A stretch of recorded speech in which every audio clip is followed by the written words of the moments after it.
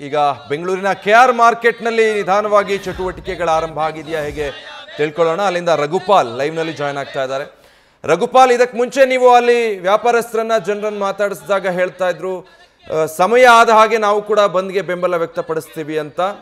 ಈಗ ಹೇಗೆ ಕಂಡು ಬರ್ತಾ ಇದೆ ಅಲ್ಲಿನ ಸಿಚುವೇಶನ್? ಮತ್ತಷ್ಟು ಜನರ ಚಟುವಟಿಕೆ ಹೆಚ್ಚಾಗಿದೆಯಾ ಅಥವಾ ವ್ಯಾಪಾರ ಮುಗಿಸಿ ಆದಷ್ಟು ಬೇಗ ಹೊರಡೋದು ಅನ್ನೋ ಮನಸ್ಥಿತಿಯಲ್ಲಿದ್ದಾರಾ?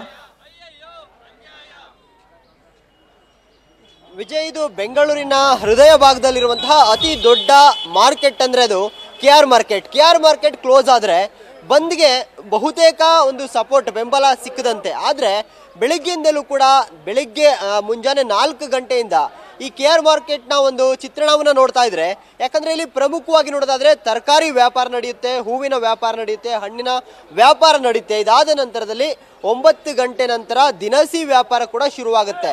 ಆದ್ರೆ ಬೆಳಿಗ್ಗೆಯಿಂದ ನಾವು ಗಮನಿಸ್ತಿರುವ ಪ್ರಕಾರ ಇಲ್ಲಿ ಎಂದಿನಂತೆ ವ್ಯಾಪಾರಿಗಳು ತಮ್ಮ ತಮ್ಮ ಊರುಗಳಿಂದ ತಮ್ಮ ತಮ್ಮ ಜಿಲ್ಲೆಗಳಿಂದ ಕೆಆರ್ ಮಾರ್ಕೆಟ್ಗೆ ಬಂದು ವ್ಯಾಪಾರ ವಹಿವಾಟನ್ನ ಮಾಡ್ತಾ ಇರುವಂತಹ ದೃಶ್ಯಾವಳಿಗಳು ಸರ್ವೇ ಸಾಮಾನ್ಯವಾಗಿ ಕಾಣಿಸ್ತಿರುವಂತದ್ದು. ನಾವು ದೃಶ್ಯಾವಳಿಗಳನ್ನು ನಾವು ತೋರಿಸ್ತಾ ಇದ್ದೀವಿ. ತರಕಾರಿ ಮಾರುಕಟ್ಟೆನಲ್ಲಿ ಯಾವುದೇ ವ್ಯತ್ಯಯ ಕಾಣಿಸ್ಕೊಳ್ತಾ ಇಲ್ಲ. ವ್ಯಾಪಾರಿಗಳು ಎಂದಿನಂತೆ ತಮ್ಮ ಸ್ಟಾಲ್ಗಳನ್ನ ಓಪನ್ ಮಾಡಿದ್ದಾರೆ. ಬೇರೆ ಬೇರೆ ಜಿಲ್ಲೆಗಳಿಂದ ಬಂದಿರುವಂತಹ ತರಕಾರಿಗಳನ್ನ ರಿಸೀವ್ ಮಾಡಿಕೊಂಡು ಮಾರಾಟ ಮಾಡುವಂತಹ ಪ್ರಕ್ರಿಯೆಯಲ್ಲಿ ತಮ್ಮನ್ನ ತೊಡಗಿಸಿಕೊಂಡಿರುವಂಥದ್ದು. ಪ್ರತಿಯೊಂದು ತರಕಾರಿ ಕೂಡ ಬಂದಿರುವಂಥದ್ದು. ಜೊತೆಗೆ ತರಕಾರಿ ಖರೀದಿ ಮಾಡುವಂತಹ ಗ್ರಾಹಕರ ಸಂಖ್ಯೆಯಲ್ಲಿ ಸಾರ್ವಜನಿಕರ ಸಂಖ್ಯೆಯಲ್ಲೂ ಕೂಡ ಯಾವುದೇ ವ್ಯತ್ಯಾಸ ಕಂಡು ಬರ್ತಾ ಇಲ್ಲ. ಇನ್ನು ಇದನ್ನ ಹೊರತುಪಡಿಸಿದ್ರೆ ಹೂವಿನ ಮಾರುಕಟ್ಟೆಯ ಚಿತ್ರಣವನ್ನ ಕೂಡ ನಾವು ನೋಡಿದ್ವಿ. ಅಲ್ಲಿ ಹೂವಿನ ವ್ಯಾಪಾರಸ್ಥರು ಎಂದಿನಂತೆ ತಮ್ಮ ಐಟಮ್ ಅನ್ನ ಬೇರೆ ಬೇರೆ ಊರುಗಳಿಂದ ತೆಗೆದುಕೊಂಡು ಬಂದಿದ್ದಾರೆ.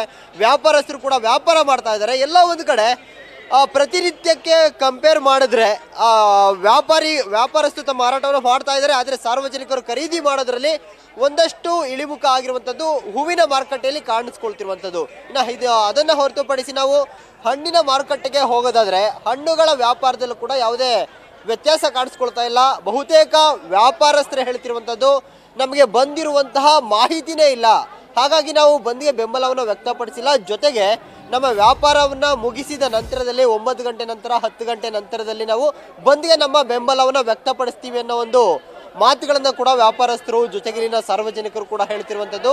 9 ಗಂಟೆ ನಂತರ ದಿನಸಿ ಸ್ಟಾಲ್ಗಳು ಓಪನ್ ಆಗ್ತಾವ, ಅಂಗಡಿಗಳು ಓಪನ್ ಆಗ್ತಾವ ಅನ್ನೋದನ್ನ ಕಾದು ನೋಡ್ಬೇಕಾಗಿರುವಂಥದ್ದು. ವಿಜಯ್, ಸದ್ಯಕ್ಕಂತೂ ಪ್ರತಿನಿತ್ಯ ಯಾವ ರೀತಿಯಾಗಿ ಇಲ್ಲಿ ವ್ಯಾಪಾರ ವಹಿವಾಟು ನಡೆಯುತ್ತೆ ಅದೇ ರೀತಿಯಲ್ಲಿ ವ್ಯಾಪಾರ ವಹಿವಾಟು ನಡೆಯುತ್ತೆ. ಇಲ್ಲಿನ ವ್ಯಾಪಾರಿಗಳು ಬಂದ್ಗೆ ನಿಮ್ಮ ಬೆಂಬಲ ಇಲ್ವಾ ಅನ್ನೋ ಒಂದು ಪ್ರಶ್ನೆಯನ್ನ ಮಾಡಿದಂತಹ ಸಂದರ್ಭದಲ್ಲಿ ಇಲ್ಲಿ ಬರುವಂತಹ ಪ್ರಾಡಕ್ಟ್ ಅನ್ನ ಅಥವಾ ಏನೆಲ್ಲ ತರಕಾರಿ ಬೇರೆ ಬೇರೆ ಊರುಗಳಿಂದ ರೈತರು ತೆಗೆದುಕೊಂಡು ಬರ್ತಾರೆ ಅದನ್ನ ನಿಲ್ಲಿಸಿದ್ರೆ ನಾವ್ ಯಾಕೆ ವ್ಯಾಪಾರ ಮಾಡ್ತಾ ಇದ್ವಿ, ಅಲ್ಲಿಂದ ಬಂದಾದ ನಂತರದಲ್ಲಿ ಈ ತರಕಾರಿ ಎಲ್ಲ ವೇಸ್ಟ್ ಆಗುತ್ತೆ, ಹೂವೆಲ್ಲ ವೇಸ್ಟ್ ಆಗುತ್ತೆ, ಹಣ್ಣು ಕೂಡ ವೇಸ್ಟ್ ಆಗುತ್ತೆ. ಅದನ್ನ ನಾವು ವ್ಯಾಪಾರ ಮಾಡಲೇಬೇಕಾದಂತಹ ಪರಿಸ್ಥಿತಿಯಲ್ಲಿ ಇದ್ದೀವಿ.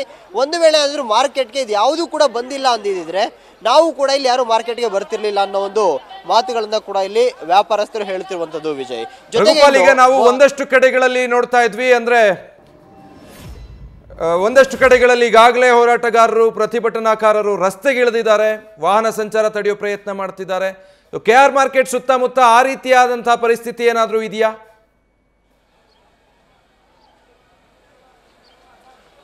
ವಿಜಯ್, ಕೆಆರ್ ಮಾರ್ಕೆಟ್ ಸುತ್ತಮುತ್ತ ಬೆಳಗ್ಗೆಯಿಂದಲೂ ಕೂಡ ಸಾರ್ವಜನಿಕ ಸಾರಿಗೆಯಲ್ಲಿ ಯಾವುದೇ ವ್ಯತ್ಯಾಸ ಕಾಣಿಸ್ಕೊಳ್ತಾ ಇಲ್ಲ. BMTC ಬಸ್ಗಳು ಬೆಳಗ್ಗೆಯಿಂದಲೂ ಕೂಡ ಸಂಚಾರವನ್ನ ಆರಂಭ ಮಾಡಿರುವಂಥದ್ದು. ಪ್ರತಿಯೊಂದು ರೂಟ್ಗಳಿಗೆ ಕೆಆರ್ ಮಾರ್ಕೆಟ್ ಇಂದ ಬಸ್ ಸಂಚಾರವನ್ನ ಆರಂಭಿಸಲಾಗಿದೆ. ಜೊತೆಗೆ ಆಟೋ ಸಂಚಾರದಲ್ಲೂ ಕೂಡ ಯಾವುದೇ ವ್ಯತ್ಯಯ ಇಲ್ಲ. ಯಾಕಂದ್ರೆ ಬಹುತೇಕ ಸಂಘಟನೆಗಳು ವಾಟಾಳ್ ನಾಗರಾಜ್ ಅವರು ಕರೆ ಕೊಟ್ಟಿರುವಂತಹ ಬಂದ್ಗೆ ಕೇವಲ ನೈತಿಕ ಬೆಂಬಲವನ್ನಷ್ಟೇ ವ್ಯಕ್ತಪಡಿಸಿರುವ ಕಾರಣಕ್ಕೋಸ್ಕರವಾಗಿ ಯಾವುದೇ ವ್ಯತ್ಯಯ ಕಾಣಿಸ್ಕೊಳ್ತಾ ಇಲ್ಲ. ಆಟೋ ಚಾಲಕರು ಎಂದಿನಂತೆ ತಮ್ಮ ಆಟೋಗಳನ್ನ ರಸ್ತೆಗಿಳಿಸಿದ್ದಾರೆ.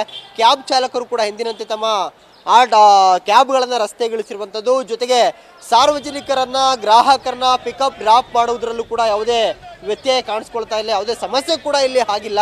ವ್ಯಾಪಾರಸ್ಥರು ತಮ್ಮ ಐಟಮನ್ನು ತರಕಾರಿಗಳನ್ನ ಅಥವಾ ಹಣ್ಣುಗಳನ್ನ ಅಥವಾ ಹೂವನ್ನ ಮಾರಾಟ ಮಾಡ್ತಾ ಇದ್ದಾರೆ.